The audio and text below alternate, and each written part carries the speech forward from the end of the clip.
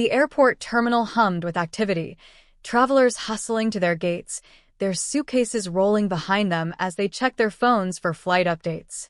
Among them was Marcus Reed, a self-made millionaire and the CEO of a thriving tech company. Dressed in a suit that was both sleek and subtle, Marcus exuded quiet confidence. He wasn't one to flaunt his wealth or show off. His success spoke for itself, but that didn't mean he would tolerate any disrespect. Where are you watching this from today? Let us know in the comments below. Marcus had just wrapped up a significant conference in New York and was heading home to Los Angeles. True to his routine, he'd booked a first-class ticket, his preferred choice for long flights, where the extra space and comfort allowed him to get some work done. But as he approached the check-in counter, things took an unexpected turn. The airline employee behind the counter, a woman named Linda, barely looked up when Marcus handed her his passport and ticket. But as soon as she did, her expression shifted. She glanced from him to his ticket and back again, her eyebrows raising. "Sir, are you sure you're in the right line?" she asked, her tone almost condescending. Marcus gave a polite but firm nod. "Yes, I'm checking in for my flight." "First-class ticket?" Linda pursed her lips. "First class is for premium travelers, sir," she said slowly, as though explaining something to a child. "This line is for business and first-class passengers only." Marcus tilted his head slightly. "I know, that's why I'm here." Linda hesitated for a moment, then forced a tight smile. "I see," she said, but the doubt in her voice was clear. She glanced at his ticket again, then tapped her keyboard with unnecessary force, as if searching for something wrong. After a few moments, she let out an exaggerated sigh of disappointment. "Unfortunately, sir, there seems to be an issue with your ticket." Marcus raised an eyebrow. "An issue?" She nodded, clicking away at her computer. "Yes. It appears there's been a mistake. Your ticket has been downgraded to economy class." Silence hung in the air. Marcus' jaw tightened. He knew exactly what was going on. This wasn't the first time he'd faced this kind of blatant discrimination. Having climbed from nothing, overcoming countless doubts, he had proven himself again and again, building his tech company from the ground up. Yet here he was, an accomplished CEO, a paying customer, being treated as if he didn't belong in first class. Taking a deep breath, Marcus kept his composure. He wasn't going to make a scene, but he wasn't going to let it slide either. "I booked a first-class ticket," he said evenly. "I paid for a first-class ticket. Unless the airline is willing to explain why my ticket was randomly downgraded, I suggest you fix the issue." Linda pressed her lips into a thin line. "I'm sorry, sir, but the system has already been updated. If you want to fly first class, you'll need to purchase a new ticket." Marcus narrowed his eyes. "So, you want me to pay twice for the same seat?" She simply shrugged. "It's policy." Just then, another passenger approached the counter.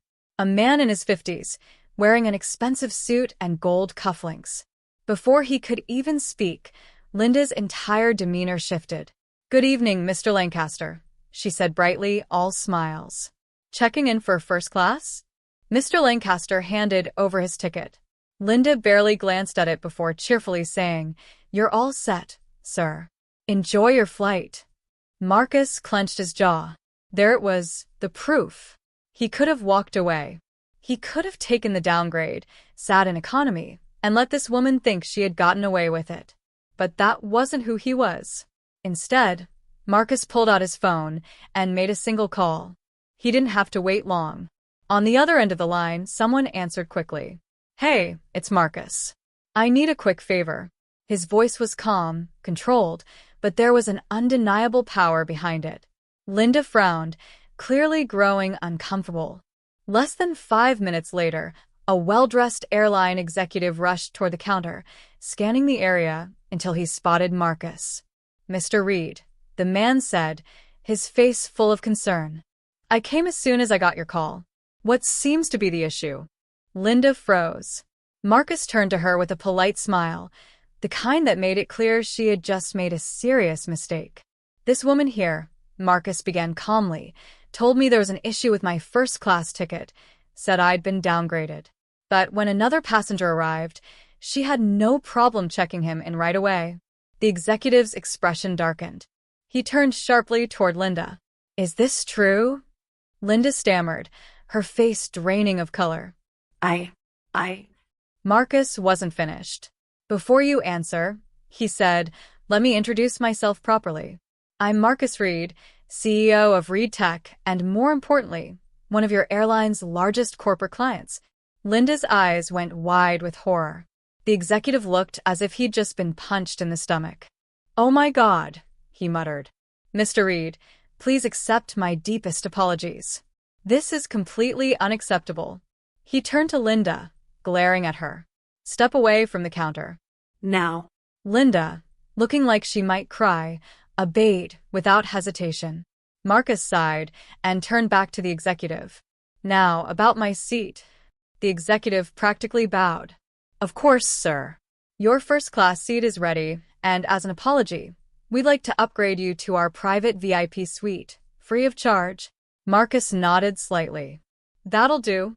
As he walked past the counter toward the VIP lounge, he didn't even glance back. He didn't need to.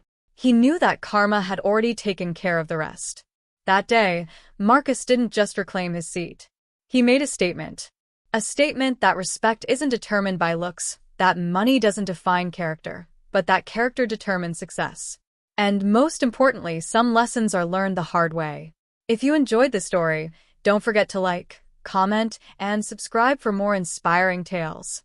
Together, we can spread valuable lessons that remind us of the importance of humility, respect, and human connection.